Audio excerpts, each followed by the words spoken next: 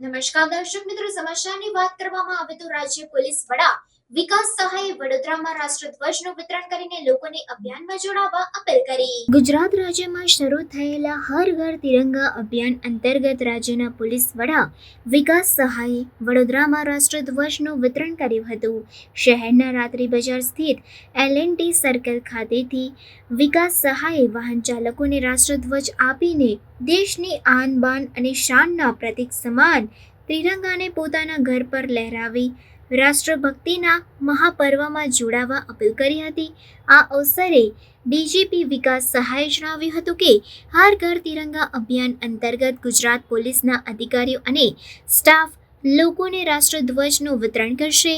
તેમણે લોકોને ઘરે જઈને તિરંગો ફરકાવવા માટે આહવાન કરતા કહ્યું હતું કે ઘરમાં ખાસ નાના બાળકોને આપણા ત્રિરંગાના મહત્વ અને આદર વિશે જણાવવું જોઈએ। હર ઘર તિરંગા અભિયાનથી લોકોમાં રાષ્ટ્રપ્રેમ અને દેશભક્તિની ભાવના પ્રબળ બની છે તેમ તેમણે ઉમેર્યું હતું। આ રાષ્ટ્રધ્વજ વિતરણ કાર્યક્રમમાં શહેર પોલીસ કમિશનર નરસિંહા કુમાર, સંયુક્ત પોલીસ કમિશનર મનોજ નીનામા, તમામ નાયબ પોલીસ કમિશનર સહિત શહેર પોલીસના ઉચ્ચ અધિકારીઓ ઉપસ્થિત રહ્યા હતા અને લોકોને રાષ્ટ્રધ્વજ આપી ઘરે ફરકાવવા માટે અપીલ કરી હતી।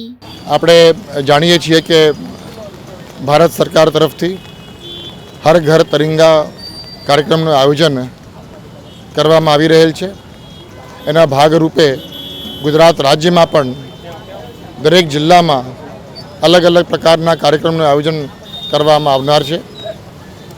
એ જ કાર્યક્રમના ભાગરૂપે આજે ગુજરાત રાજ્યના દરેક જિલ્લામાં ગુજરાત પોલીસના અધિકારીઓ અને કર્મચારીઓ, આમ જનતા પણ આ જે અભિયાન છે એ અભિયાનમાં જોડાય તે હેતુથી આપણે જે રાષ્ટ્રધ્વજ તિરંગો છે એ તિરંગાનું વિતરણ ગુજરાત પોલીસના અધિકારીઓ અને કર્મચારીઓના માધ્યમથી આમ જનતાને આપવામાં આવી રહેલ છે।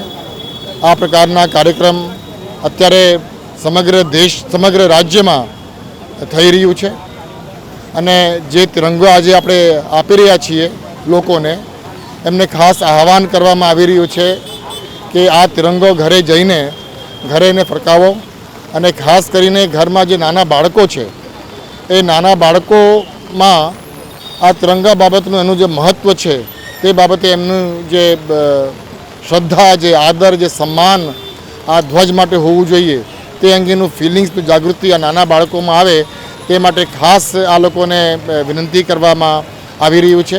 અને હર ઘર તિરંગાના કાર્યક્રમ જ્યારે સમગ્ર દેશમાં અને ખાસ કરીને આજે જ્યારે ગુજરાત રાજ્યમાં થઈ રહ્યું છે ત્યારે આપણે બધાએ જે આ કાર્યક્રમ છે એ હેતુથી આપણે જાણીએ અને આ કાર્યક્રમમાં અલગ અલગ સમાજના લોકો એમાં જોડાય તે બાબતે અપેક્ષા રાખીએ છીએ। ધન્યવાદ।